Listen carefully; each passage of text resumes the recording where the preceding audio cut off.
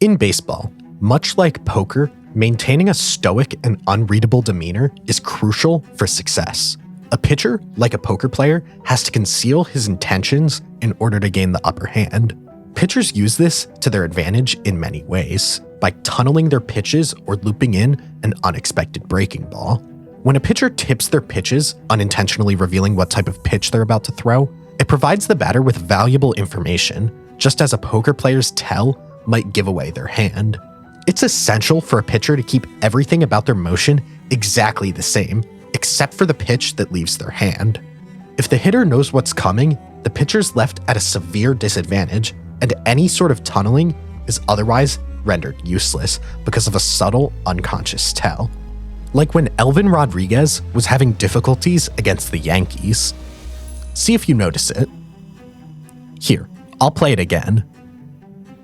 You can see in the middle, he takes a long time to look at third base, and the Yankees picked up on this. Almost every time Rodriguez threw a fastball while in the stretch, he took at least a second to look at third base. Anytime he didn't look at third base, or only briefly looked over there, it was an off-speed pitch. In this example, Anthony Rizzo's looking for exactly that, and he sees that Rodriguez didn't take a second to look over towards third base, so he knows an off-speed is coming. On the next pitch, Rodriguez pauses and looks at third base, and that's all that Anthony Rizzo needed. It's right in there as he sends this one out to right.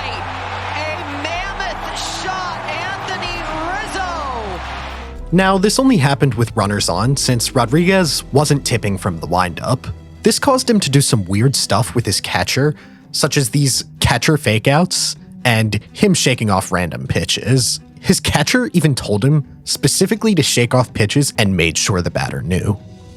Another good example of how easy it was for hitters during this game against Rodriguez is this at-bat with Matt Carpenter. On the first pitch, he sees Rodriguez look towards third base, so he expects a fastball and is easily able to lay off. The second pitch is off-speed, since he looks straight towards home. This is again easy for Carpenter to lay off. The next pitch, the broadcast doesn't show Rodriguez, but this was a changeup and very low, so it was easy for him to lay off. Now it's 3-0, and Rodriguez has to throw a strike. And I imagine Carpenter probably knew this was a fastball he could easily hit, but since it wasn't the pitch he was looking for, he let it go.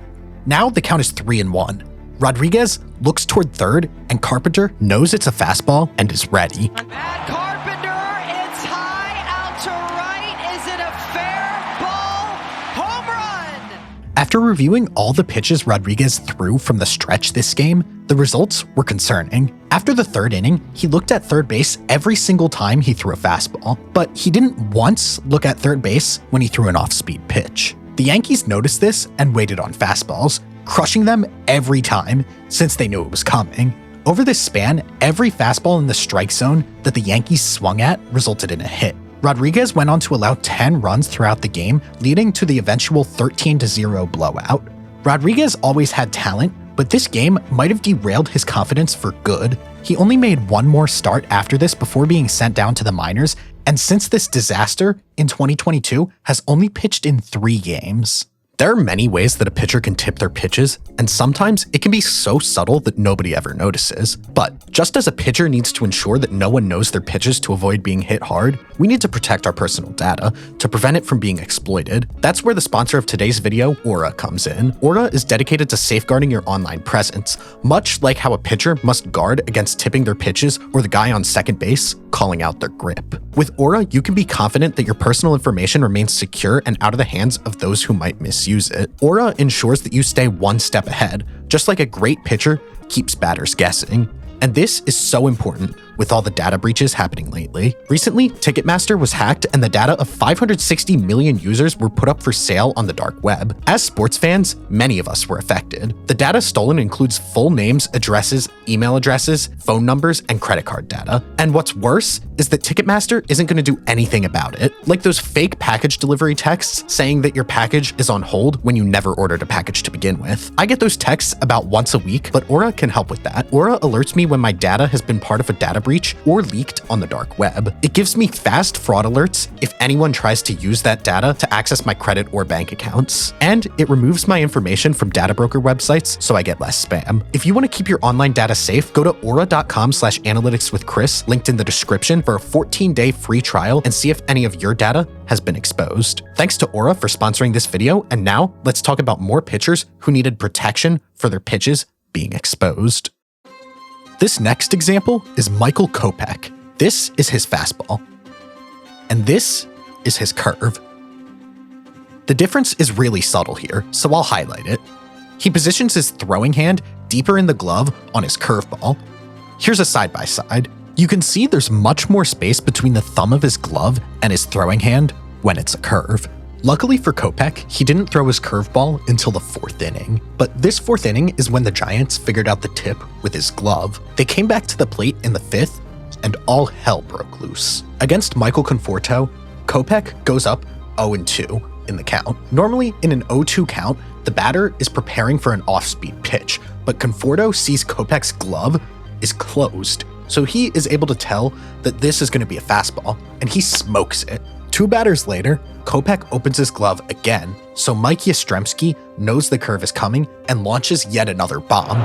Oh boy, it's home run number 4 for the Giants today. Then, the next batter, David Villar, sees Kopech with a more closed glove, so he anticipates the fastball and crushes it for the 4th Giants home run of the inning. In this disaster outing, Kopech allowed 7 runs and showed yet again how a small detail can reveal everything batters need in order to gain the advantage. The glove can actually be one of the most common tells for when a pitcher is tipping. Off-speed pitches require more complex grips that result in a pitcher having to wrap their hand around the whole ball. Here is Alex Rodriguez explaining from his experience how he was able to discover a tip based on the glove of pitchers. If you see the glove open like that, that sometimes is a changeup. Now, why is it a changeup? Let me show you this angle. If it's a fastball, you have 2 fingers in here and you have it closed. Because your hand is bigger and you need to get a changeup grip, that opens up, but as a result, sometimes as a hitter, you're able to pick that up. Even Hall of Fame pitchers do this without noticing. Randy Johnson for his whole career threw his slider with an open glove and his fastball with a more closed glove. Maybe the only person to ever notice this was Eduardo Perez, who had 4 career home runs off him. I said, Randy, show me your fastball. He goes, this is my fastball. I said, okay, show me your slider. And he goes, this is my slider. And I said, Randy. So I took a selfie with Randy myself. Showing both. And he goes, are you serious? I said, right here. There's the heater. Oh, can I see the slider? There it is. It's crazy that nobody ever really noticed this about Randy Johnson. In today's game, with all the camera angles and the obsession of gaining an advantage, teams surely would have picked up on this. Astros. The examples we talked about so far were only during mid-season games that in the grand scheme of things weren't that important. But what happens when pitchers tip their pitches on the biggest stage? In Game 5 of the 2019 ALDS, Tyler Glasnow had a clear tip, and although the Astros sometimes had assistance, it was a simple and common tip, as discussed by Pete Rose in this interview. Whenever he was in the stretch, and he was going to throw a fastball, he'd stop here. And when he was going to throw a curveball, he'd stop here. And it got to be so obvious. Glasnow had a lower glove positioning when throwing his curve. The tip was so obvious, and it makes sense that the Astros picked up on this rather quickly. It's hard to tell when exactly they picked up on this tip, and it very well might have been something they had talked about before Game 5, because in clips from Game 1, Glasnow appears to be doing this tip as well. Now, Glasnow didn't do this on every single pitch, and these first 2 pitches on George Springer, it's pretty hard to tell, so this single seems to be unassisted by the tip, and just a nice hit.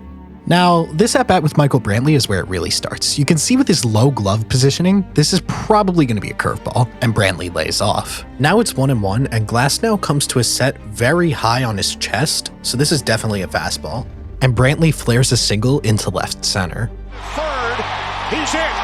Runners on the corners with nobody out for the Astros here in the first. This is the third at-bat with Jose Altuve, and he comes to a set kind of in the middle, but it ends up being a curveball. Now here he comes to a set pretty high, so Altuve's looking for the fastball.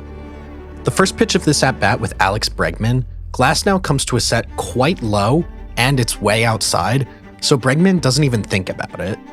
And for pitch number 3, Glasnow comes to a set and his hands are super low. That's a curveball, and Bregman waits on it.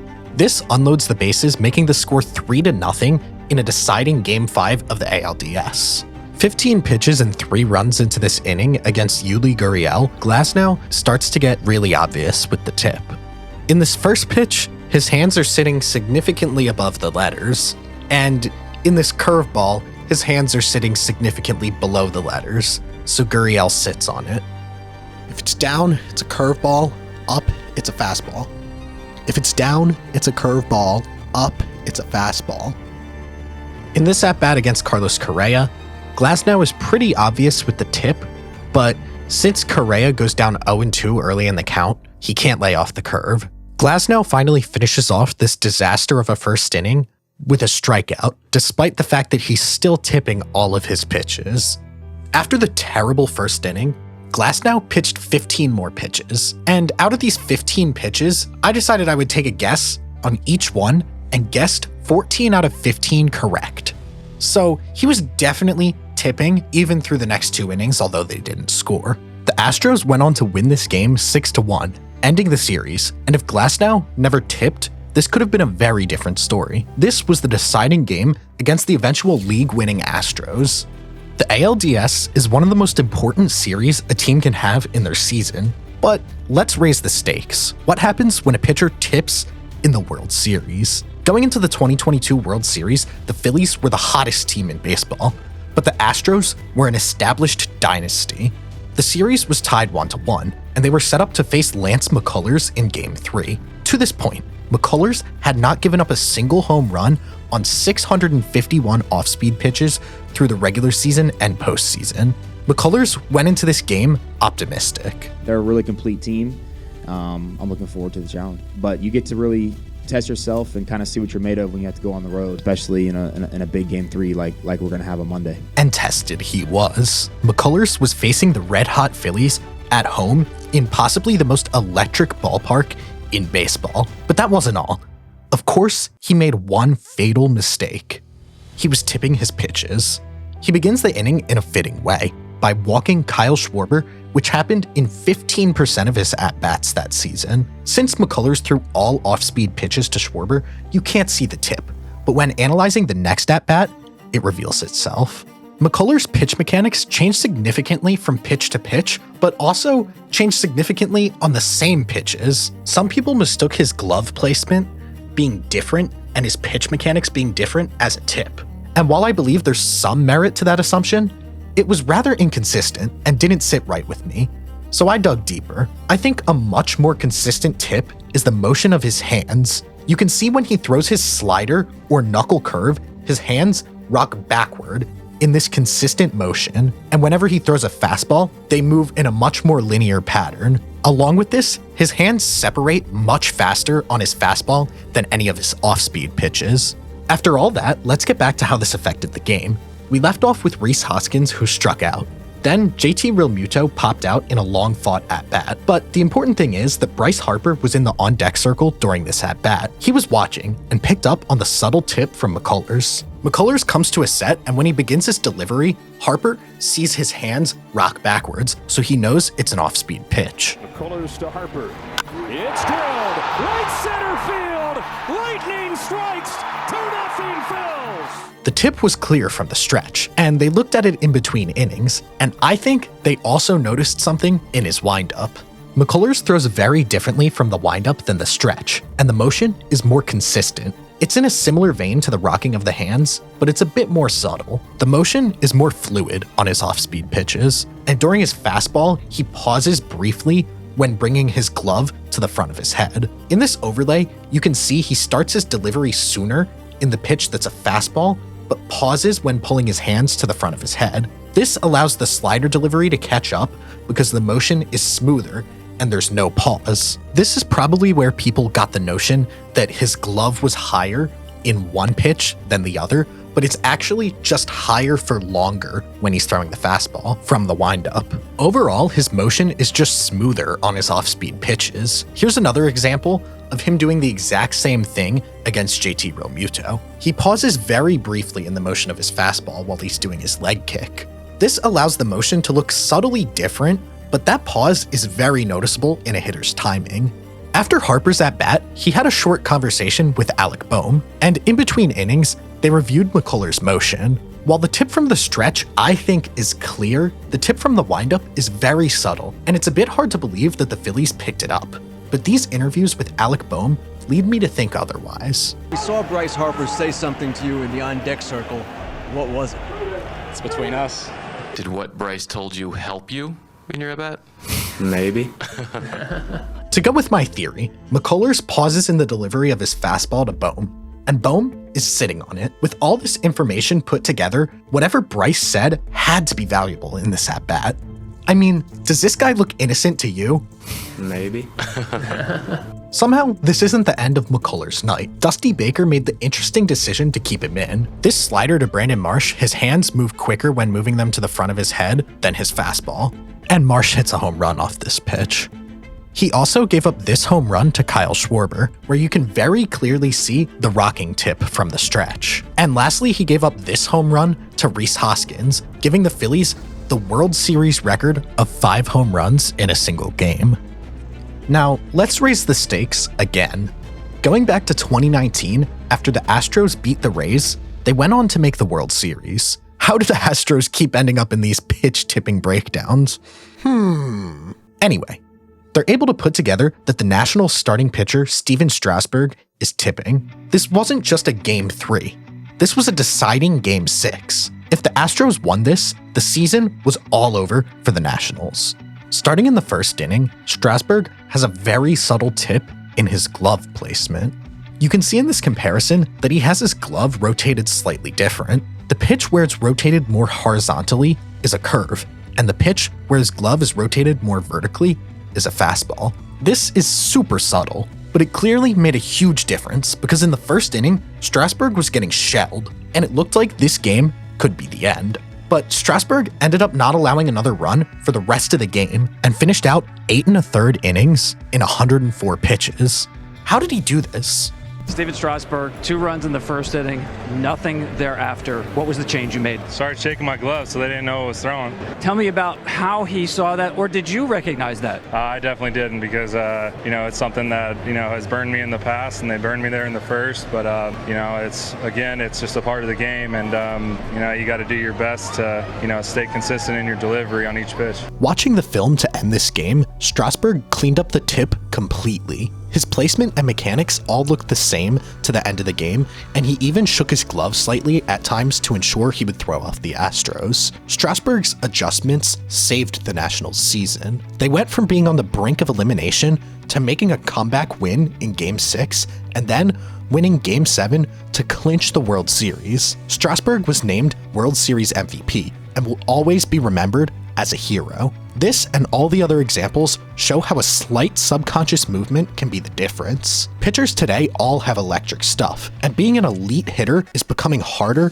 every year. Any help for a batter can make a huge difference, and sometimes a small tip can completely change the outcome of an at-bat, game, and season. Please consider subscribing.